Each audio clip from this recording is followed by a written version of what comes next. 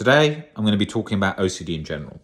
When I come on to do videos, or when anyone goes on to do a video about anything, they're focused on the topic they're going to talk about. And when we're in conversation, we're not focused on what topic we're going to think about. So if you're out with friends, how does a conversation go? It flows. Someone says something, someone says something else, and then you relate things to all those different stories. And that is exactly the same as when you're doing these videos. Often, I used to not prepare these videos at all and just talk about OCD life and OCD experiences, where there's so much to draw upon because OCD was in every bloody angle of my life. So today, I haven't thought about what I'm going to say in this video at all. I haven't even thought what direction it's going to go. And I'm going to think about that in a moment. Now, if you've got really bad OCD, that might actually be one of your fears, needing everything controlled, needing everything perfect so you come across in the right way, making sure the intrusive thoughts aren't intruding and stopping you from being able to talk and come across in the right way. I used to have that with sensory motor OCD all the time. Oh my God, if I've got a thought or a word blurting out in my head over and over and over, it's going to make me so tightly fused that my eyes are going to feel tired, my back's going to feel tensed, I'm going to not be able to even concentrate, I'm not going to be able to think, oh my God, I'll just avoid being in front of the camera for the rest of my life. That's fine, I can find things to avoid being in that particular situation. Maybe it's presentations at work, maybe you're trembling with your arms because of anxiety and you don't want your co-workers to see that you're trembling, so then they'll think you're nervous, then they'll think you're weak, and all these kinds of variations of things that we go through. And so that's what happens, okay?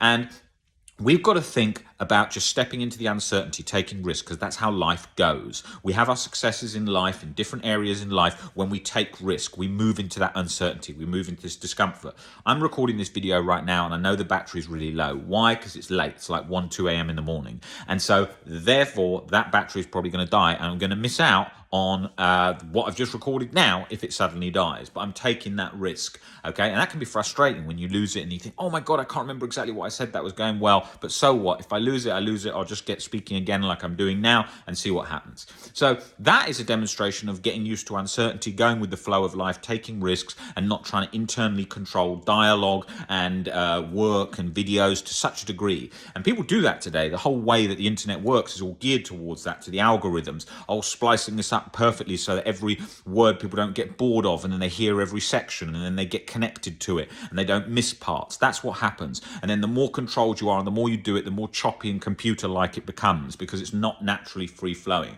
The best conversations you have is when you're talking to a friend, you don't give a shit what you're saying. That's when you have good conversations with people. When you're really scared of how you're coming across and how things are, then it all gets locked up completely and you feel like, oh my God, I don't know what to think. That's like when people are approaching the opposite sex and they're trying to have a relationship, and then they're like, oh my God, I don't know what to say. How am I going to communicate? How's things going to go? And then they just get more and more tangled, and then they feel more and more odd, and then the person thinks they're odd. And that doesn't even matter. Who cares if someone thinks you're odd? Who cares if someone says no? Who cares? Any of these situations that people find themselves in, where like dating is a very anxiety-provoking thing for a lot of people because they're so scared of someone saying no. And is that scary? Not really. If you have that happen a lot of times, like Albert Ellis talks about in his book, How Stubbornly, where he was in the Bronx Botanical Gardens asking lots of different women out, and then he realized the worst thing was saying no, and then he just got more and more confident all the time in different areas of his anxiety-related situations, which were causing him lots of problems because he was so locked up, he couldn't speak to people, and he was not meeting any women, and he was not dating at all.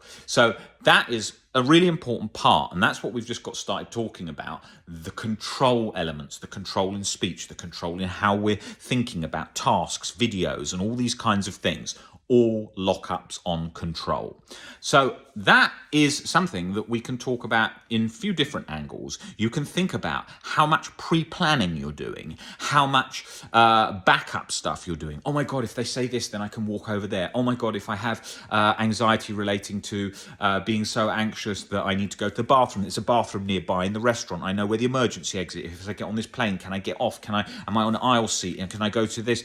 All these things that people think through and then compulsively check and control, and it becomes a whole cycle, because that's what's fueling the cycle. It's control. Rigid black and white thinking and control is fueling so much of the OCD suffering we're in. And that's even like how people approach anything. They might approach recovery. Oh, I just need to get it exactly right. I need to make sure I'm doing everything right. I need to make sure I'm not stuck and I know everything. That's all control from various different angles. And that's going to come in all areas of life: work, finances, relationships, relationships, holiday planning, buying a house, getting married, all this, or just avoiding it all. Oh my God, it's too much. I just avoid it all because then I don't have to work it out and control it and so on.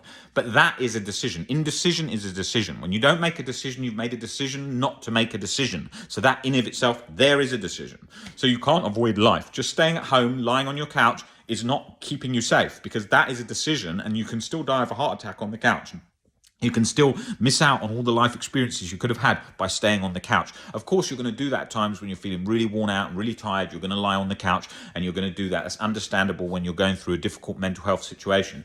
But when you're lying on the couch, you are not, life doesn't stop. Time is still ticking away. So you have got to go out and grab life, because if you don't grab life, life grabs you and then it moves it in the direction which is not in the direction that you want to go. So let's think about proactive steps, bit by bit, releasing inner control, taking risks, going for things, going with uncertainty. If you look at how I'm talking here, I'm not doing many ums, ahs, and gaps. Why? I used to do that when I started this a long time ago, because the reason I did that is because I was trying to think and control and think and control. And then when you don't do that, it flows naturally and your brain is instantly thinking of the next thing to say, because it doesn't care about being locked up and stuck. And that's the same for somebody who's talking to a girl or talking to a guy in a bar, and then they think, oh my God, what to say? They come across stuttery and they come across locked up, and they ask questions like, so what did you like to do? What's your favorite this? What's that? Because they're going through all these different things that are just trying to stall and give them time to breathe, give them time to pass the question back to them, to take the discomfort away from themselves. So you have to just free flow with these things and see how they go.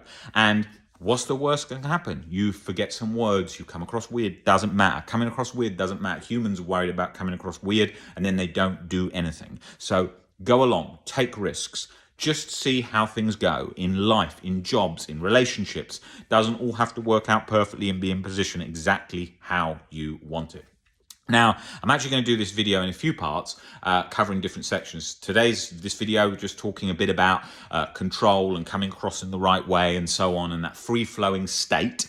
And then in the other videos, I'm going to talk about different topics in relation to this, but I'm going to sort of break them up a little bit so that we can just cover some topics. I am going to free flow these and talk about lots of different things about life as well, but I think I'll do some separate topics too, and then I will do a sort of overall review of lots of different things about OCD in life, what's been going on, things that we've been doing here, OCD recovery, as well as things in my own life and Nick's life, Momin's life, Phil's life, and all different aspects of the journey. So you can see, like all our videos are like that. You see Sam on the YouTube channel talking about his journey when he first came into me, was in tears, very, very stuck with sort of harm, POCD, stuff like that, relating to the past that had really got a grip.